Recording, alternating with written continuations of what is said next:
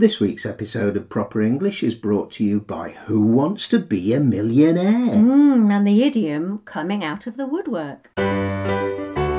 So, we've just been on holiday to the Algarve.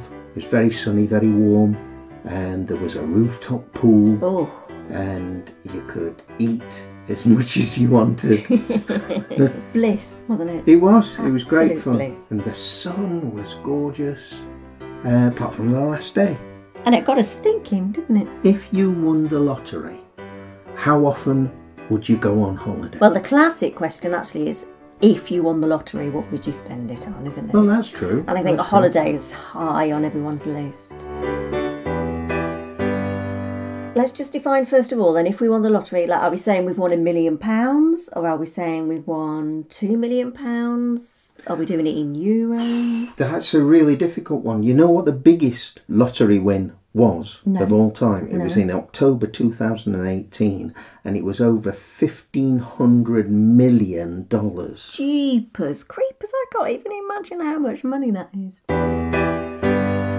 Right, that seems an unnecessarily large amount of money. Let's imagine we've won £10 million. Nice round easy number to sort out. Yeah. I can't even imagine winning 10 million. A million is a lot. You know what I mean? It's a lot of money. So if you had 10 million, what would you do with it? Well, you'd go on an amazing holiday and work out what you're going to do with the rest of it. Yeah, I think, definitely a holiday where you can just lie in the sun and somebody brings you a drink. Yeah, I'm not saying forever. I would get bored after a while. We were just in a really nice hotel in the Algarve for a week with our best mates, Nick and Sarah. Mm-hmm. We had a lovely time, but I couldn't just lounge all the time. No. I couldn't do that. My brain won't allow me to do it. But this is just my first holiday day. Oh, this is the beginning. This is the sort of the preamble. Yeah, while you plan. Really, you want to travel, don't you? Well, yeah. You want to go and visit exciting places, meet interesting people, try new experiences. So where would you go first? Well, I've thought about that a lot over the years. And the thing is, it changes all the time. We meet lots of amazing people on italki and think, oh, gosh, we want to go to Japan and visit him, and we want to go to Brazil and visit them, and we want to go to China. Yeah, I want to go to Russia and see him. Oh, it's just... So it's an almost impossible question for me. Have you got a where would you go first? It is really, really hard. I mean, there are so many places. We kind of did this with our friends last week, and I said that I would like to go to Argentina. Oh yes, yeah, because I've got some students down there, and one in particular, Oscar, is always extolling the virtues of Argentina, and he really. He should work as a travel agent because he's really sold it to me. And round where he lives is like the Argentinian Lake District, which just sounds incredible. And then further north, right up between Brazil and Argentina is the Iguazu Falls, which actually were on the Indiana Jones film that I watched last night. There's a coincidence. I know, who'd have thought it? That sounds awesome. I'm up for that. Let's go to Argentina. Okay. When we come back, what are we going to do with the money? We can't keep it all to ourselves, can we? No, you could live on the interest from £1 million, I'm sure. They used to say that. That used to be true. I'm not sure that it's so true now with inflation. Okay. But we've got 10 million, so it's not a problem. Okay. We can live on the interest from that. Yeah, do you think? But you've got to want to get out of bed in the morning, haven't you? You've got to have a purpose in life. Yeah, it wouldn't change my life. Then don't buy the ticket. That's what every lottery winner says, though, isn't it? Oh, it won't change my life. Of course, it'll change your life. From earning next to nothing to winning £10 million in one fell swoop, that is going to change your life. It's got to, hasn't it? So do you carry on working? Yeah, I'd still work on italki. I would still work on italki. I love genuinely love that job so much. Yeah, it's my favourite ever job. I might have more holidays. Yeah. I might have more Wednesdays off. I might. Why Wednesdays? I don't know. It's just a day of the week. I might have longer lunch breaks, those kinds of things. But I wouldn't stop doing it because it's just such a pleasure. Yeah, no, I enjoy it very much, very much. And what about charity? What about family?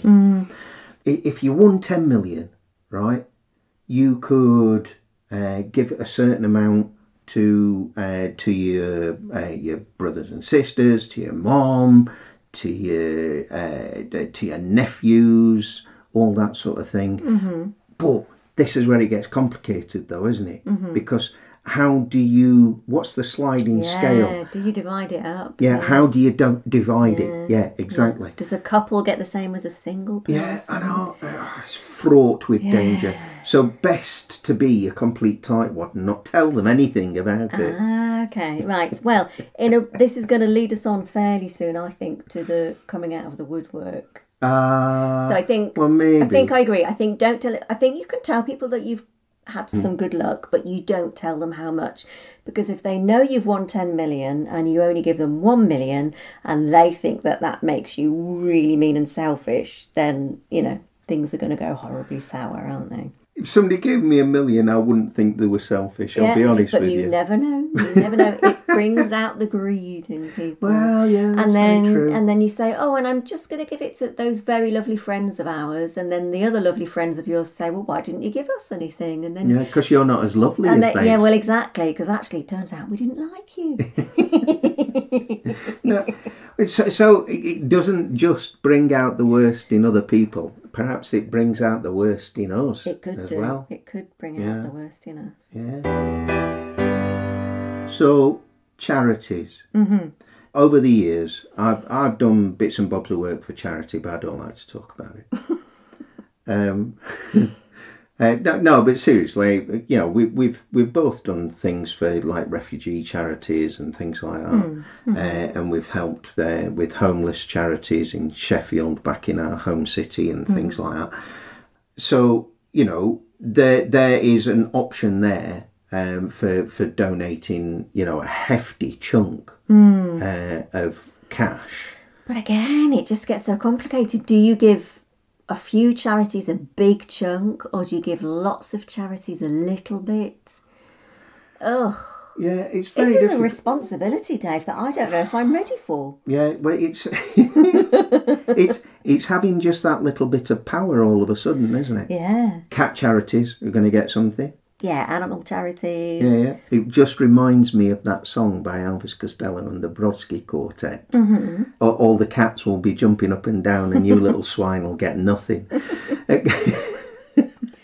Nice and friendly. It's very funny, though. That refers to a joke that people used to make. Well, maybe it really did happen, that they wouldn't leave any of their money in their will for their children when they died. They would leave it to the cats and dogs home. Yeah, that's it. Yeah.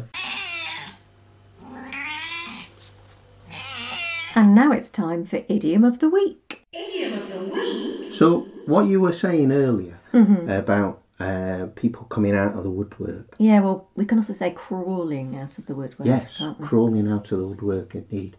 It gives you the impression of insects or bugs. Or rats. Ugh. Yeah, I know. Coming out of the walls unexpectedly And unwanted. Well, yeah. I mean, who wants rats and cockroaches? It's not high on my list of ambition. And I suppose what we were talking about when we were talking about people who have won the lottery, and what often happens is that when the public discover that somebody's won a lot of money, they send begging letters All those long lost friends that you knew at primary school come crawling out of the woodwork saying, "Oh, it's so lovely to be in touch with you again. Oh, I just, my uncle's broken his train set and really needs £50,000 to, To fix it? Yeah. Oh, that's one hell of a train set. I know, it's all I could think of at short notice. Okay. But yeah, it's about unwanted people appearing and suddenly wanting something from you, I guess. Yeah. I can just hear our friends Mabel and Sylvia using this, can't you? Oh, aye. Do you know, it's terrible. Once you've got famous and got well known, like being leader at parish council, you get all sorts of creatures crawling out at woodwork. Oh, I bet you do, Mabel. I bet you do. And here we are at the end of another episode of Proper English. As always, we hope you've had fun listening in on our conversation. And whether you're a new listener or a regular subscriber, why not get in touch with us? You can email us at properenglish, All one word. @sapo.pt. Or you can ask us questions on whichever social media you use. And don't forget to tell everyone you know about us, friends, family, anyone who's studying or learning English.